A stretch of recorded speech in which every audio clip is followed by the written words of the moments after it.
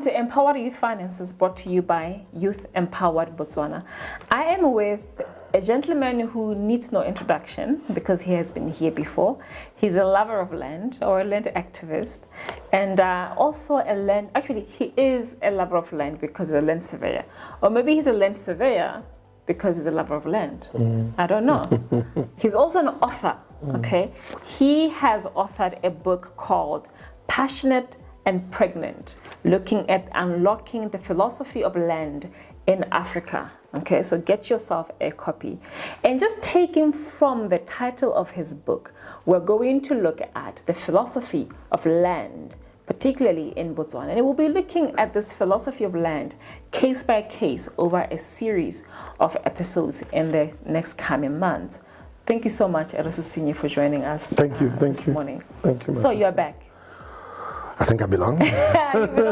Did you even need to introduce yourself? Do you want to say something before we delve into the discussion of the day? Yes. I shouldn't be too haughty to think that people know me. Yeah. I really don't think they actually know, me as they should.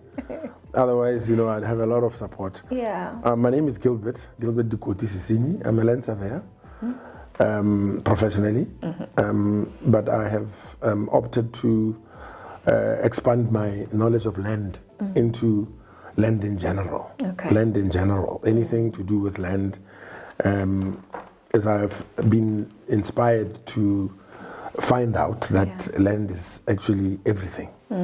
So I've been practicing in Botswana for the last 28 years, in the trenches, after studying. So I believe I've become of age, and when a tree matures, it bears fruits. Yes. So I'm really on that path of trying to bear fruits.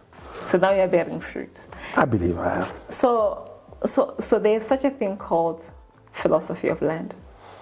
What is that? What does that mean? What is the philosophy of land?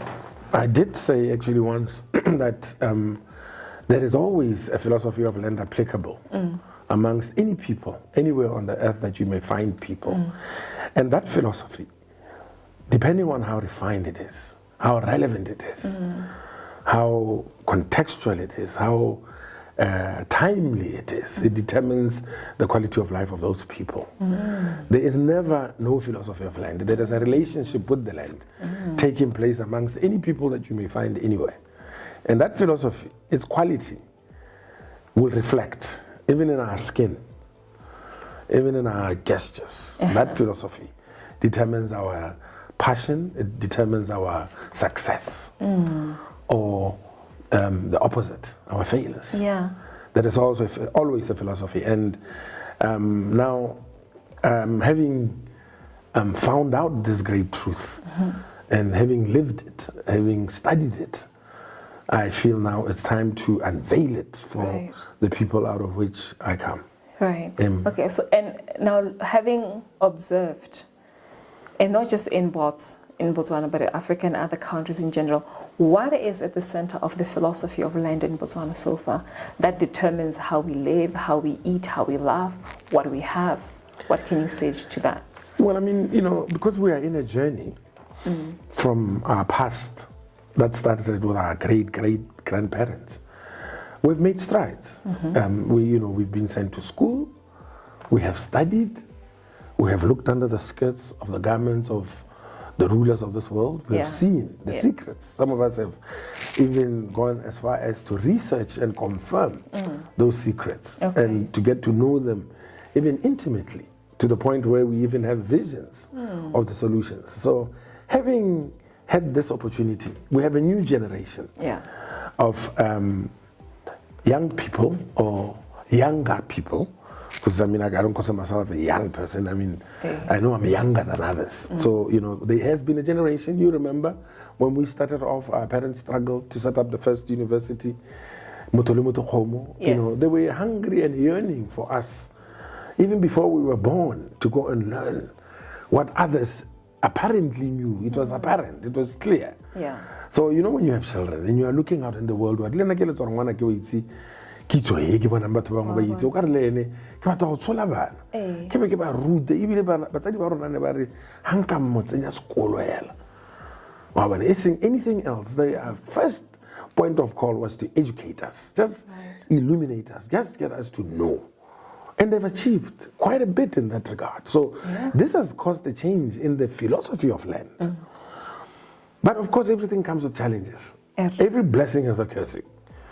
You cannot receive blessings and not expect to face the challenges that is as a result of that. So we have now found ourselves in a trap where we have educated Bana, but we're frustrating them because the civil service, or what we then come back to, or the industry, or the culture, or the institutions that we are then absorbed by, have not been professionalized. There's only segments of the society where professionalism is observed. And professionalism kind of means cutting edge. It means up to date. Excellence. Yes. It means all these things. They manifested by way of practice and doing. In the absence of that, it is just murimuntuse. It is just emotions.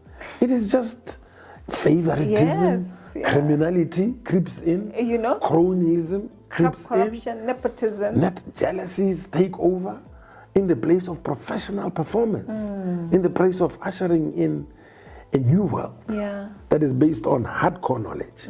Now, these professionals, some of them are people like myself, who then have to contend with bureaucrats in government who end up hating them for pointing out that which is professionally correct, but not politically expedient, or not religiously acceptable, or whatever. It doesn't matter.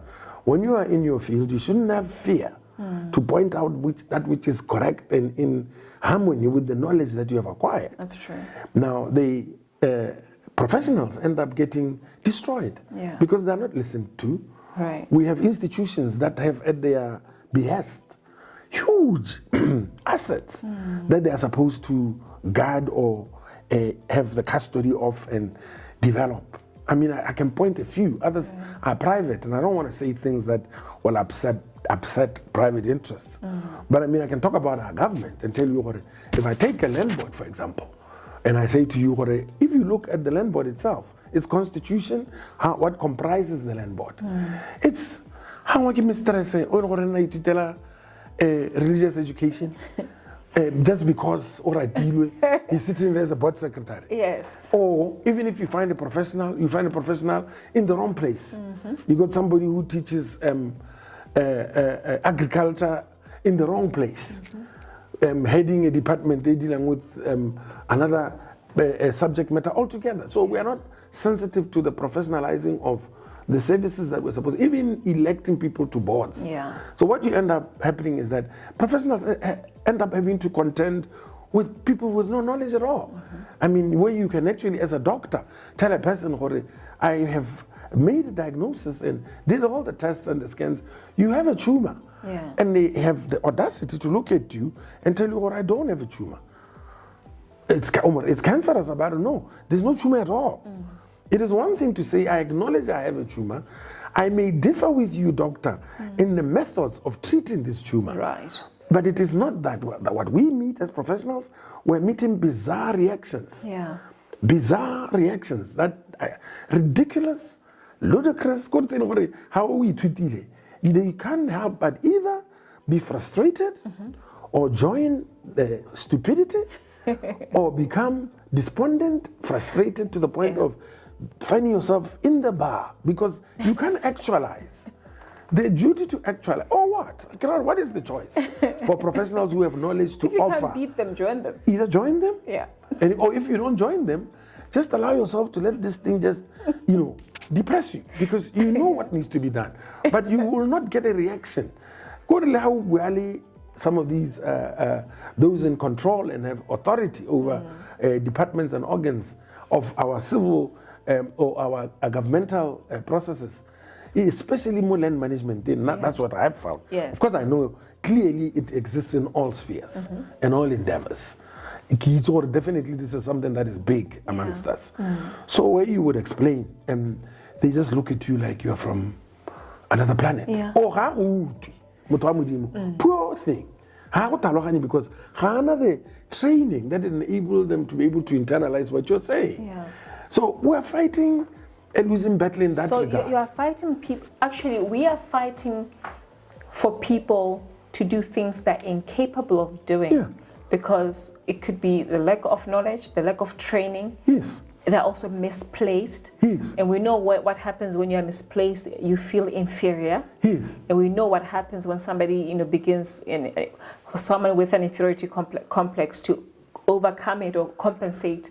They have this superiority complex that kicks in. Yes. Then you have pompous people running offices in the public service, right? And subjectivity is always at the center in situations like that. And you can't help but attack them. But you do understand, when you attack somebody, they must block, naturally. Yeah. So I have had the misfortune of finding myself attacking a lot because I'm wondering what is going on. Yeah. And then, but I'm a person, I grow.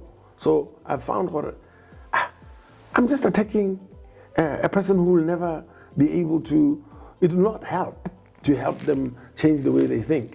So we need to devise better ways. We are ever growing, ever learning, and change strategy, And if whatever I may have said in the past may have offended people, I must apologize. Yeah. The intention was never to hurt anyone. The intention is and always will be an attempt to empower people with knowledge so that we can rise to the promised dream, a higher civilization. Right. And that we can't get away from because God is in it. So there's no escaping this era we are in of coming into a new way of doing things and becoming a new people. That has to happen. Right. Either we do it or we will be forced to do it. Circumstances will force us. It will force us. Yeah. And actually with that in mind, one of the reasons why we wanted to have this conversation today around land still was you had mentioned that most of the government properties are not titled. They don't have title deeds. And I had taken for granted that it's government, so they belong to government. Why must they have a title deed? And you were saying, but they ought to have title deed because the title is linked to a particular value that can be given to a particular institution, building or road or whatever. Yeah. Can you just take us through that? Because I think there's a philosophy behind the lack of title deeds. Yes, absolutely, absolutely. It's a beautiful question, that, because you see, we need to understand, like I say, the whole comprehensive body of knowledge that leads to wealth creation with land. And we must understand, even historically, why we were left behind. Yeah. What caused that being left behind? Land in wealth, as I said in the last interview that you did with me here, land is actually wealth itself. It's actually the money itself.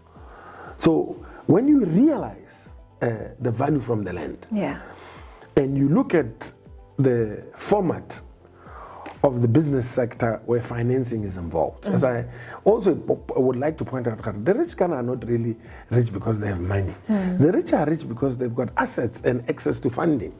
And a funding is a permission. It is not, if money is typed on by the bankers on your account, home, a figure. It's just a figure. What gives you the thought, that's money? A figure, a number typed, which is permission to spend up to so much. They don't start printing money for you when they give you a loan, do they? They give you permission to spend up to a certain amount. It's permission. That permission is based on the asset, the land. So in order to access funds, the rich format their land into title.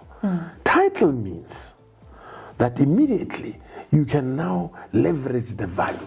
These are fundamentals that need to be understood by every Tom, Dick, and whomever, the vast, to every nook and cranny of this country. We need to get to the bottom of understanding what. How can I get a title? I'm not saying get a title to adorn the walls of your house. No. I'm saying get a title so that you can get a valuation. You see, you can't do a valuation without title. If you do, it is not sitting on anything. Valuation has to be based on title. And then title can be taken to lending institutions. They're all there in this civilization. That's why this civilization has got rules and a format of how wealth is created. And when you are given that money against, you must borrow. Borrowing is not, you can't escape that. You can't escape borrowing. You can't escape borrowing. You can't. But you must borrow to make a profit and repay. You borrow to make a profit and repay. I think I was giving an example, to PC and the credit system. Yes. Just to show you what borrowing. How it works. Yes, you credit, give me some time, you give me the goods, I'll pay you after 3 months. But in those 3 months, I then convert what you've given me into a profit. And then when you come after 3 months, I pay you. There's no money involved, it's goods involved. But they were borrowed. You must be given either funds to do what with those funds, whatever you do to create a profit and pay back. Right. So the borrowing thing, it's not like you can't just be in the old mind and suffering, not being able to collateralize those cattle to create a better life for yourself. You can sit there and say, I will sell, but remember, those that you're selling to also use the bank. So there is need to have title for every property. There's a subject called land accounting, where you account for land and make sure how on a title you get a valuation. After valuation, to be honest with you, it's a liability to build anything in this earth, because once you've built anything, you need to maintain it. Apparently, we think we are naive because we are entering a civilization that our parents desired for us to get knowledge to enter into, because because they had not as yet processed the civilization of the white man. I call it the civilization of the white man. I have to put a tag to it, because they are very, very good at running it. They go into any country. They developed it, they formulated it, developed it, it's in their system. Professionalized it. And they don't see land like we see it, as I always say. They do not. That's why when they come to Africa, they're not going back. It's very difficult for a person from the West or other countries to come and see this and go back to that. Here it's opportunity and opportunity and opportunity. And somehow it is for us. We don't see the opportunity. Somebody needs to keep slapping us on the face until we see it. And we're going to go to a quick break. And when we come back, we're going to come back to the question, why government doesn't have title. Yes. And why it ought to have title. Yes. And what that will do to even the economy. Yes. And hopefully what it will do to the minds of those professionals who are helping us when it comes to issues of land. Yes. Because maybe there might be a mindset change. Yes, we need that mindset change. Yes, we need that. Absolutely. Yeah, so we'll be right back.